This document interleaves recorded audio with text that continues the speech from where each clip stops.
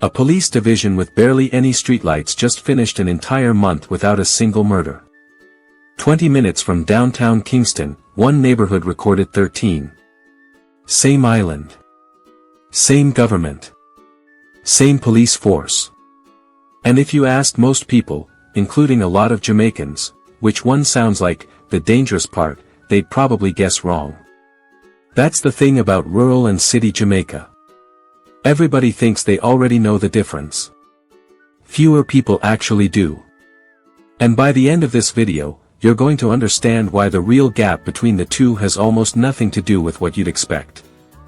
Welcome to Trelora, where Jamaica meets the world.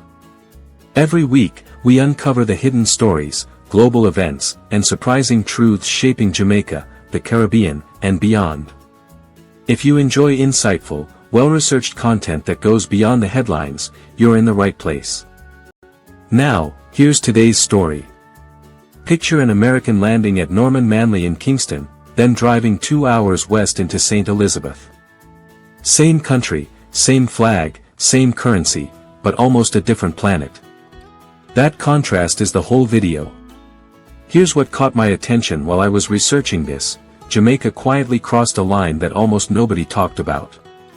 Number 7. The line just moved. Back in 2011, Jamaica was close to an even split, about half the population rural, half urban. When the 2022 census results came in, that balance was gone. 61% of Jamaicans now live in urban areas. Only 39% live rural. That's an 11-point swing in a single decade, and it's concentrated in 5 parishes: Kingston, St. Andrew, St. James, St. Catherine, and St. Anne, where towns like Montego Bay, Spanish Town, and Portmore have expanded fast enough to reclassify entire districts from rural to urban. Now, here's where it gets interesting. Staten doesn't just eyeball a map and call something urban. Their definition is specific: at least 2,000 people, a certain population density, and access to things like secondary schools, regular garbage collection, and healthcare facilities.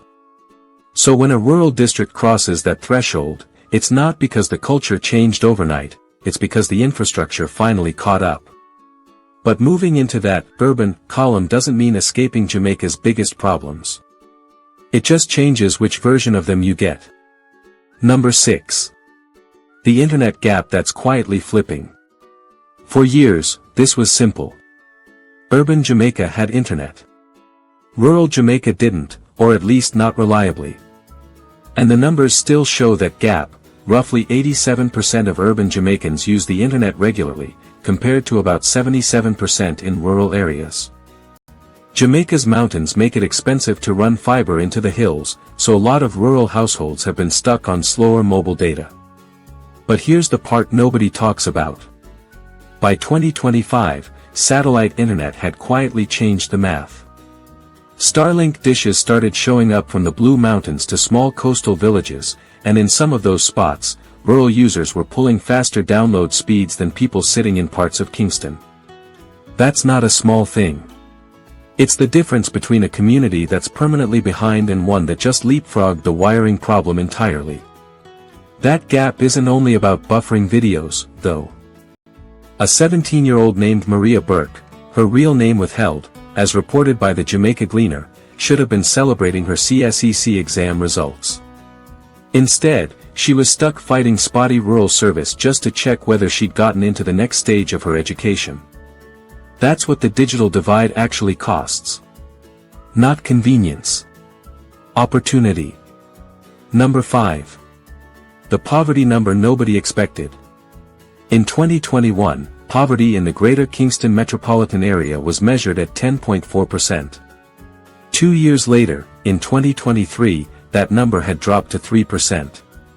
Nationally, Jamaica's poverty rate fell from 16.7% to a historic low of 8.2%, the lowest figure recorded since the country started tracking poverty in 1989, according to the Planning Institute of Jamaica.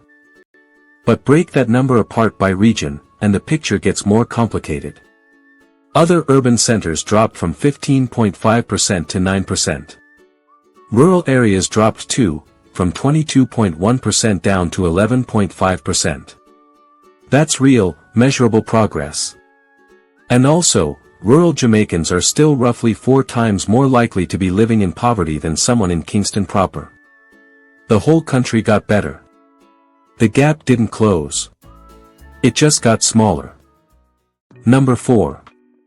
The murder map that breaks the stereotype. Here's the one that actually surprised me most while researching this. Kingston's estimated homicide rate has hovered around 55 per 100,000 people, among the highest of any capital city in the Caribbean. Meanwhile, in early 2025, Jamaica Constabulary Force data showed police divisions like Trelawney, Manchester, and St. Elizabeth going entire multi-week stretches with 0 murders. So the popular assumption, country good, city bad, or the reverse, just doesn't hold up. Violence in Jamaica isn't evenly spread across urban or rural lines. It clusters hard in specific corridors, often tied to gang territory disputes, while entire rural parishes stay some of the calmest ground in the country. Nationally, murders actually fell about 19% in 2024 compared to 2023, and that decline continued into 2025. Progress is real. It's just not distributed evenly, and neither is danger. If the countryside is often the safer half of Jamaica, why does opportunity still seem to flow toward the city? Part of that answer showed up in the worst storm this island has ever recorded. Number 3. Hurricane Melissa exposed the real divide. On October 28, 2025, Jamaica took a direct hit from Hurricane Melissa, a Category 5 storm with sustained winds near 185 miles per hour, the strongest hurricane ever recorded to make landfall on the island.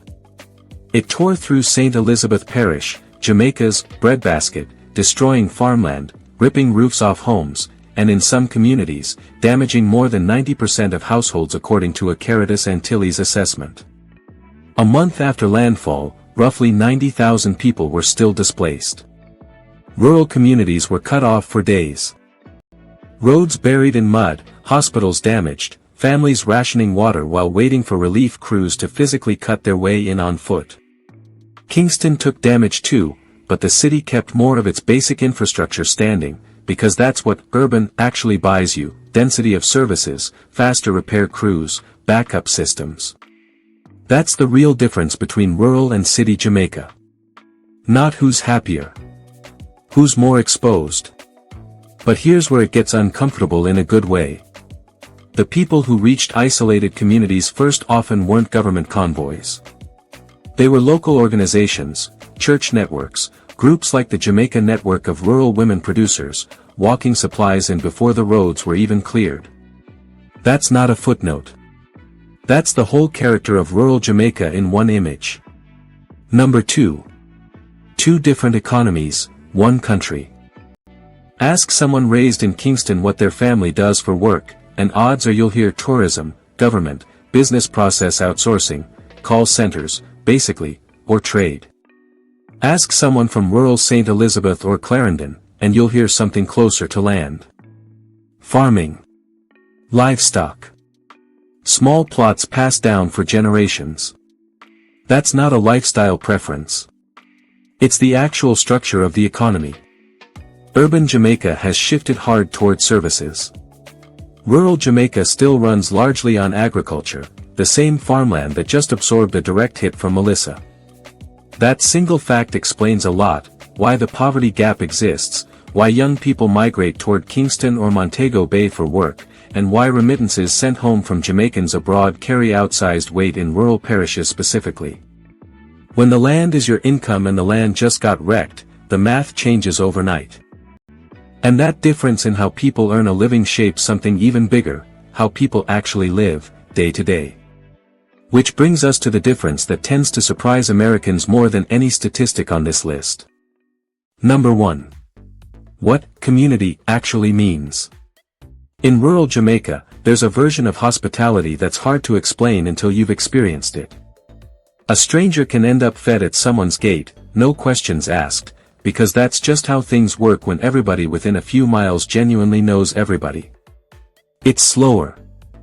It's more exposed to storms and poverty, like we just covered. But it runs on a density of relationships that the city physically can't replicate at the same scale. Kingston has that same instinct. Jamaican hospitality doesn't disappear in a city, it just moves faster, gets more anonymous, adjusts to traffic and crowds in a workday that doesn't stop for conversation the way it does in a country town. Neither version is the real Jamaica. They're both it. And that's what Melissa actually revealed, underneath all the damage. When the storm hit, it wasn't just aid agencies that saved people. It was that rural density of relationships, neighbors who knew exactly which elderly resident lived alone up which hill, church groups who didn't wait for permission to start walking supplies in. That kind of knowledge doesn't show up in a census. It shows up in a crisis. So here's where all 7 of these differences actually land. Rural and city Jamaica aren't opposites, and they're not a which one is better competition. They're 2 different adaptations to the same pressures: land, storms, money, distance from power, built by the same people, shaped by the same history. The country gave up density for space and connection. The city traded connection for infrastructure and opportunity. Both are still unmistakably, completely Jamaican. So I want to ask you this: do you think city life or country life gives you a truer picture of what a country actually is, or is that even the right question to ask in the first place? Tell me where you land in the comments. And if you want more stories like this one, where Jamaica meets the world, you know what to do. This is Trelora, where Jamaica meets the world. I'll see you in the next one.